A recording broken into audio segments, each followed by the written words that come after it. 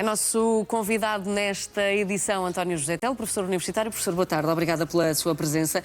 Enfim, assistimos nas últimas horas a boas notícias para o Médio Oriente e também para a humanidade, que de certa forma iria ser afetada por isto. Mas, entretanto, o Estreito de Hormuz já voltou a encerrar, porque, de facto, o Líbano não está contemplado neste acordo de cessar-fogo. Não está, e Israel deixou isso muito claro, desde o primeiro momento. Se Irão leu outra coisa, foi uma leitura perfeitamente à sua medida. Portanto, isso não estava claramente no acordo. Agora, o Irão, desde o primeiro momento, joga com um elemento que é muito importante nisto, que é o tempo. E o Irão sabe que este cessar-fogo, para ele, é excelente. Para os Estados Unidos tem um pequeno problema. É que eles têm na região um amplo dispositivo militar, com centenas de aviões, dezenas de navios, etc, etc. E esse dispositivo militar custa dinheiro. Ou seja, ser mantido na região custa muito caro ao orçamento americano. Exatamente, já está com valores bastante... Portanto, esta ação, que é uma ação hábil do Irão, que é à última da hora dizer, afinal de contas, o estreito fecha, não está aberto. É uma ação, de facto, para jogar com o tempo e para aproveitar o tempo a seu favor.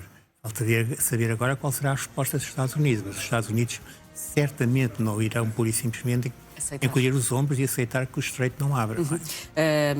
E o que é que pode acontecer? Tudo pode acontecer. Exato, na guerra e na vida tudo pode acontecer. Não, principalmente na guerra.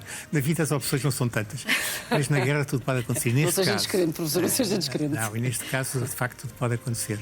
Ou seja, desde os Estados Unidos dizerem com alguma razão, então se não respeitam as condições de cessar-fogo, nesse caso ele não será aplicado. Até, por isso simplesmente, ser negociado à última da hora por uma pressão, acredito que chinesa. A China tem sido muito importante em todas estas negociações. Ser negociado à última da hora uma cedência por parte do Irão. Ou seja, o Irão aceitar o que eram, ao fim e ao cabo, as condições do cessar-fogo, em que o Líbano não estava incluído. Parece-lhe que isso é viável, do ponto de vista diplomático? Viável é. Viável é. O Irão pode pura e simplesmente dizer, sim senhora, aceitamos, mediante outra condição o começo qualquer das negociações e por outra condição qualquer. Agora, ele não vai aceitar rapidamente, porque vai estender ao máximo o tempo. É justamente uma tentativa de criar dificuldades, quer financeiras, quer políticas, a Trump e aos Estados Unidos. Certo.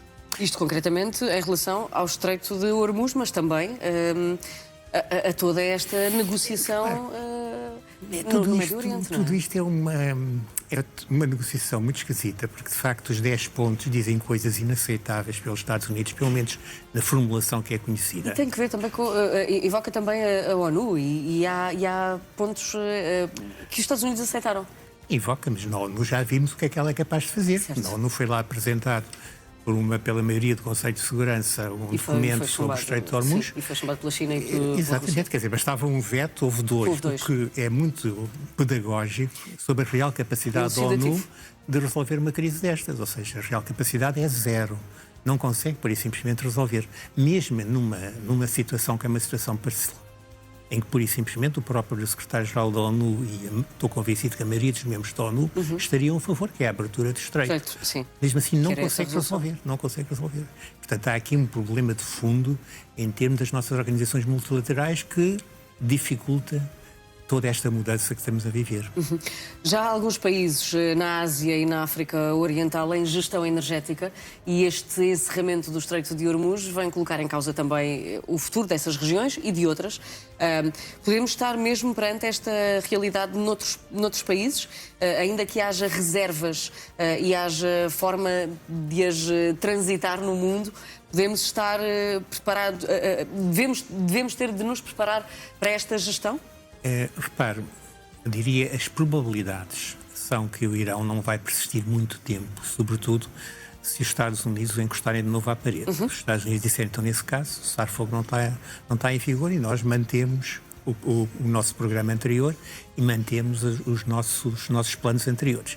Bom, portanto, estou convencido que o Irão cede e faz a abertura do Estreito de Hormuz. Agora, não há dúvida que isto afeta globalmente todo o mundo, porque basta o preço do crudo aumentar, mesmo os países e estados que não compram o petróleo que vem do Estreito de Hormuz, Sim. como é o caso de Portugal, diga-se, Exatamente. como é o caso dos Estados Unidos, mas mesmo eles são afetados. Sim, porque a o partir preço vai daí subir, é uma questão de mercado, não é? é uma questão de mercado e a partir daí ou há uma determinação de um Estado a dizer vocês obrigatoriamente têm que vender aqui, o que é preciso que o Estado possa fazer isso a um Seja fornecedor de Estado petróleo. poderoso também para o fazer, não é? Poderoso para o fazer, ou então necessariamente ele é regido pelo preço geral do mercado mundial e como tal é afetado independentemente de ir buscar o petróleo ao Estreito de Hormuz ou não. Agora, quem vai buscar o petróleo ao Estreito de Hormuz, e quanto a isso não há dúvida, é a China e a Índia. Portanto, vem daí, sem dúvida, uma daí parte este muito interesse. substancial. Claro que sim. Portanto, é normal que a China esteja empenhada em resolver isso, embora diga-se, nós sabemos também que, embora o Estreito esteja fechado, Há os outras petroleiros, rotas, não, os claro. petroleiros para a China passam. Os petroleiros passam, o Irão não fecha para todos, só fecha para alguns. Sim. Tenho uma última questão, Sr. Professor. Donald Trump anunciou que vai aplicar taxas imediatas de 50% a todos os países que fornecerem armamento ao Irão. Isso vai mesmo acontecer? Nós estamos habituados a estas coisas. Isto também faz parte da gestão do tempo por parte dos Estados Unidos. Do outro lado, exatamente. Ou seja, desde o primeiro momento que o Presidente Trump, aliás, muito mal entendido, na minha opinião, pela maior parte dos observadores ocidentais, tem feito declarações bombásticas, que não são dignas de um Presidente dos Estados Unidos, mas, tendo em conta que é o Presidente Trump, temos que dar aqui tem que ter alguma margem de manobra. E essas declarações bombásticas são dirigidas essencialmente ao mercado. Ou seja, é uma maneira de provocar uma flutuação das ações e de provocar uma flutuação dos preços, principalmente do preço do petróleo. Portanto, esta que é feita agora também tem que ser entendida a essa luz. É também uma maneira de fazer uma pressão sobre o Irão numa altura em que aparentemente as negociações vão começar. Portanto, o tempo continua nisto a ser um fator essencial.